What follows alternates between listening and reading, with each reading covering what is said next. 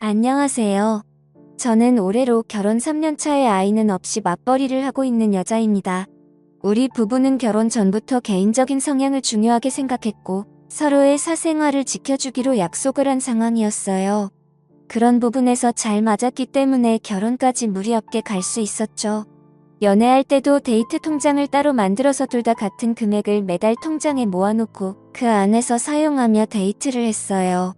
결혼할 때도 그런 성향이 이어졌고 양가 부모님께 손 벌리는 게 싫어서 남편과 제가 5천씩 모아서 1억 만들고 그 돈으로 전세 겪고 온 수까지 다 맞추고 결혼했습니다. 맞벌이를 계속했기 때문에 생활비로 남편과 제가 200만 원씩 통장에 모아서 그 돈으로 대출금 갚고 한 달 생활하고 남은 돈은 부부 공동 비상금으로 모아뒀어요. 200만 원을 제외한 나머지 돈에 대해서는 전혀 터치하지 않기로 합의했습니다. 집도 각자 챙기고 효도는 스스로 하는 걸로요. 어른들은 저희처럼 정확하게 반반 나누는 결혼이 이해가 안 간다고 하시는 분들이 많은데 어떤 면으로는 굉장히 편하게 살 수 있더라고요. 쓸데없이 싸울 일도 없고 감정 소비도 줄어들어요. 서로 배우자 간에 크게 바라는 것도 없고 상처받을 일도 없습니다. 그래도 뭔가 둘 사이가 안 맞는구나 싶으면 나중에 갈라서기도 쉽다는 장점이에요. 아이가 생기면 뭔가 달라지겠지만 남편과 저는 결혼 전부터 아이 가질 생각을 안 했기 때문에 이렇게 사는 것도 나쁠 건 없다고 생각했어요. 결혼식을 몇 주 남겨두고 저희 친정엄마가 암에 걸린 걸 알게 되었어요. 이전부터 위암으로 투병 생활을 하셨는데 이번에는 간으로 전이가 되었더라고요.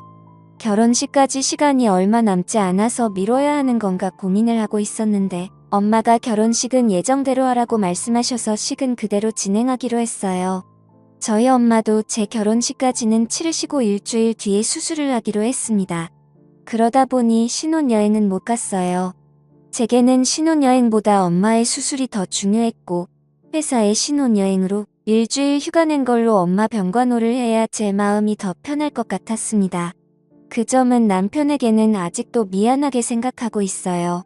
하지만 제게는 엄마가 가장 중요한 문제니까 어쩔 수 없었죠. 엄마의 수술 이후로도 저는 여유 있을 때마다 병원과 집을 오가며 엄마의 병관호를 열심히 했어요. 큰오빠와 결혼한 새언니 그리고 친언니와 셋이서 번갈아 가며 엄마 관호를 했습니다. 각자 일을 하고 있었기 때문에 스케줄을 나눠 돌아가며 엄마를 보살폈고 그 과정에서 우리끼리 싸우거나 감정 상하는 일은 다행히도 없었네요. 다만 수술 후에도 엄마의 건강은 크게 좋아지지 않았고 병원에서 퇴원하면서 오빠네 부부가 엄마를 모시고 같이 살게 되었어요. 저와 언니는 그 뒤로부터는 일주일에 두세 번씩 오빠네 집을 방문해서 새언니 살림도 도와주고 엄마 곁에 있어 주었죠. 새언니한테 정말 고마운 게 친엄마도 아니고 시어머니인데 정말 극진하게 모셨어요. 저희가 집에 와 있을 때도 뭐 도와줄 거 없다고 그냥 쉬라고 하고 새언니가 음식이며 이것저것을 다 챙겨주더라고요. 새언니가 친정 부모님 두 분이 모두 안 계셔서 저희 엄마를 친엄마처럼 좋아해주고 딸인 저보다 더 엄마에게 헌신해줘서 항상 고맙고 미안한 마음이 컸습니다. 그렇게 극진하게 모셨지만 엄마의 상황은 점점 안 좋아지기 시작했고 마지막으로 병원에서 3개월 시한부 선고를 받고 2달 만에 돌아가셨어요. 엄마가 돌아가신 지 1년이 넘었는데 아직도 너무 죄송하고 슬픈 마음이에요. 돌아가시기 전에 엄마가 각자에게 재산을 나눠주고 가셨습니다. 엄마가 돌아가시기 전까지 살고 계신 아파트는 오빠가 받았어요. 그때 시가로 4억 조금 안 되는 금액이었고 우리 언니는 시집갈 때 엄마가 1억을 도와준 것이 있는데 그걸로 퉁치기로 했고 저는 시집갈 때 엄마 도움을 안 받았었기 때문에 엄마가 가진 현금 8천만 원을 제게 남겨주셨습니다. 형제자매 모두 엄마 결정에 다 동의했고 가장 고생하고 엄마 모시고 살면서 힘들었을 오빠네 부부가 엄마 아파트 갖는 건 당연하다 생각했어요. 세상에 누가 말기 암에 아픈 시어머니를 집에서 모시고 살겠습니까? 언니랑 저랑 아무런 불만 없이 좋은 마음으로 엄마의 결정에 따랐습니다. 그런데 엄마 돌아가시고 나서 저를 위로해줄 줄 알았던 남편은 재산 분할에 아쉬워하더라고요. 형님이 그렇게 많은 재산 한꺼번에 독식하셨으면 언니는 뭐 우리한테 5천만 원 정도는 더 나눠줘야 공정한 거 아니냐면서 결혼할 때 장모님께서 아무것도 안 해주시지 않았냐고 말하길래 너가 우리 엄마 아플 때 한 게 뭐가 있냐고 싸웠어요. 남편과는 결혼하자마자 신혼생활다운 신혼을 하지 못했어요. 제가 남편과 신혼집에 소홀할 수밖에 없는 상황이었고 부부끼리 데이트도 한번 제대로 못하고 신혼 2년을 그렇게 보냈어요. 저는 일주일에 이틀 이상은 엄마 집이나 오빠 집에서 간병을 하며 보냈었고 나머지 날은 집에 오더라도 밀린 집안일을 하고 몸과 마음이 지쳐서 남편을 봐줄 상황이 아니었죠. 당연히 남편에게 항상 미안한 마음을 갖고 있었는데 그런 상황에서도 제가 정말로 남편에게 서운하다고 느낀 점은 간병하고 집에 돌아오면 집안일을 처음에 딱 정해놓은 대로 해놓고는 손대지 않더라고요. 그 주에 제가 설거지 당번이면 남편은 제가 집에 돌아오지 못하는 상황에서도 절대 설거지를 하지 않았어요. 자기가 그릇을 다 사용해서 더 이상 쓸 그릇이 없으면 배달을 시켜 먹는 한이 있어도 제가 해야 하는 집안일은 손대지 않더라고요. 빨래건 청소건 모두 마찬가지였습니다. 그래도 그 정도는 원래 반반씩 순번 정해서 하기로 한 상황이라서 이해하고 넘어갔는데 지금 와서 서운한 점은 우리 엄마 그렇게 아플 때도 장모님 맛있는 거 사드리라고 말 한 번 하는 걸 못 들어봤어요. 2달에 한 번 정도는 엄마를 보러 왔었지만 올 때 죽 한 번 사온 적 없었고 차려주는 밥이나 먹고 가는 모습을 보면 때려주고 싶은 적이 한두 번이 아니었어요. 어차피 내 엄마고 남편이 엄마를 얼마나 봤다고 제가 그런 걸 바라나 싶어서 꾹꾹 참았는데 똑같은 처지의 새언니가 그렇게 엄마한테 잘하는 걸 보고 있으면 남편에게 서운한 마음이 자꾸 들더라고요. 그런데 엄마 돌아가시니까 오빠네 부부에게 준 아파트가 그렇게 아까웠나 봐요. 어차피 유산으로 내가 받는다고 해도 그 돈은 너 줄 거 아니니까 신경 쓰지 말라 했더니 그 뒤로 아파트 이야기는 꺼내지 않았지만 남편은 8천이나 꽁돈 생겼으니 저보고 크게 한턱 쏘라는 정신 나간 소리를 하더라고요. 그 말 듣고 충격 먹어서 엄마 돌아가신 게 로또 당첨된 것도 아닌데 너는 무슨 말을 그따위로 하냐고. 나중에 시부모님 다 돌아가시면 우리 그 돈 받아서 유럽 여행 가자고. 언제 돌아가실지 모르니까 빨리 여행 계획 짜자고 말하면서 엉엉 울었더니 남편이 아차 싶었던지 미안하다고 사과하더라고요.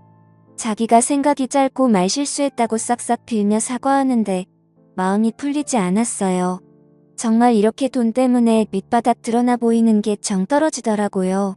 그날 이후로 남편에게서 아무런 기대가 없어요. 이혼할까 말까 고민했지만 그냥 의무로 산다는 느낌으로 보냈죠. 어차피 결혼 전부터 아이가 같지 않는 걸로 이야기하고 결혼했지만 실수로라도 우리 사이에서 아이가 태어난다면 제가 너무 힘들 것 같아서 그 뒤로는 더 피하면서 살았어요. 남편이 미우니까 시댁도 당연히 미워지더라고요. 기념일 명절 공휴일에 다 약속 있고 바쁘다는 핑계로 시댁에 가지 않았습니다. 남편도 그렇고 시댁에서 불만이 많았던 걸로 아는데 저는 모르는 척 안 들리는 척 해버렸죠. 괜히 이제 와서 시댁 식구들에게 점수 딸 이유도 없었으니까요. 그런데 며칠 전에 남편이 맥주 한 잔 같이 하자고 해서 집에서 술을 마셨는데 시어머니가 얼마 전 받은 건강검진에서 유방암 진단을 받으셨대요. 돌아가신 친정엄마 생각나면서 순간 아찔하더라고요. 하지만 다행히 초기에 발견되었고 수술하면 괜찮아질 거라고 해서 다행이다 싶었는데 남편이 갑자기 자기 엄마 병 간호를 저보고 해달라 하더라고요. 남편은 미루형이 하나 있는데 미혼입니다. 정확하게는 예전에 일찍 결혼했다가 이혼하고 그 뒤로 쭉 혼자 살아요. 그래서 집안에 여자도 없고 병수 밟을 사람이 저밖에 없다네요. 시아버지가 도와주실 거라고 저랑 시아버지랑 둘이서 번갈아 하면 된다고 하더라고요. 일하면서 병간호하는 게 힘들면 생활비는 자기가 다 낼 테니까 그만두고 병간호만 해줬으면 좋겠다고 하는데 어이가 없어서 웃음도 안 나왔습니다. 너가 왜 직접 안 하고 나보고 해달라고 해? 아들은 병 간호하면 안 돼? 내가 너보다 돈을 못 버니 능력이 없니? 내가 왜 일을 그만두고 너네 엄마 병 간호를 해야 하는데? 남편 말에 저도 화가 나서 막 쏟아내 버렸어요. 제가 친정 엄마 병 간호를 많이 해봤기 때문에 잘할 수 있을 거라고 하더라고요. 남편에게 웃기는 소리 하지 말고 내가 우리 엄마한테 한 것처럼 너도 일하면서 간호하던지 아니면 일을 그만두고 시어머니 간호하라고 이야기했어요. 생활비 200만 원 주는 거 달라 소리 안 할 테니까 괜히 시어머니 병수발 들게 할 생각하지 말라고 했더니 자기는 할 줄 몰라서 못한답니다. 누구는 병수발하는 자격증이라도 따서 한 줄 알겠어요. 정할 사람 없으면 아주버님이랑 너랑 돈 반반 내고 간병인을 쓰라고 했더니 모르는 사람한테 자기 엄마를 어떻게 맡기냐면서 눈물까지 흘리더라고요. 그 모습을 보면서도 하나도 불쌍하게 느껴지지 않았어요. 남편에게 너가 우리 엄마한테 한 걸 생각해보라고. 새 언니는 그렇게 엄마한테 급진하게 하는데 너는 장모님 아플 때 죽 한 번 사다 준 적 있냐고. 차라리 내가 시어머니 병간호를 할 바야 우리 새 언니 아프다고 하면 내가 직접 간호해 줄 거라고 말했더니 저보고 못돼 처먹은 년이라고 쌍욕을 하더라고요. 갑자기 남편한테 쌍욕 듣고 머리가 멍해져서 그냥 이혼하자고 했어요. 이혼하고 너네 집 들어가서 살면서 직접 병수발 들고 살아라고 했죠.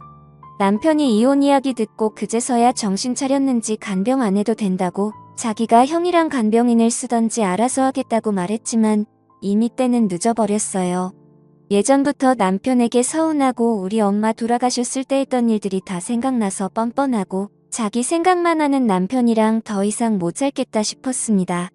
아무리 신경 안 쓰고 산다 해도 시어머니 아픈데 한 번도 안 찾아가 볼 수도 없고 간병을 제가 하고 싶은 생각은 절대 없지만 안 하자니 신경 쓰일 게 뻔하잖아요.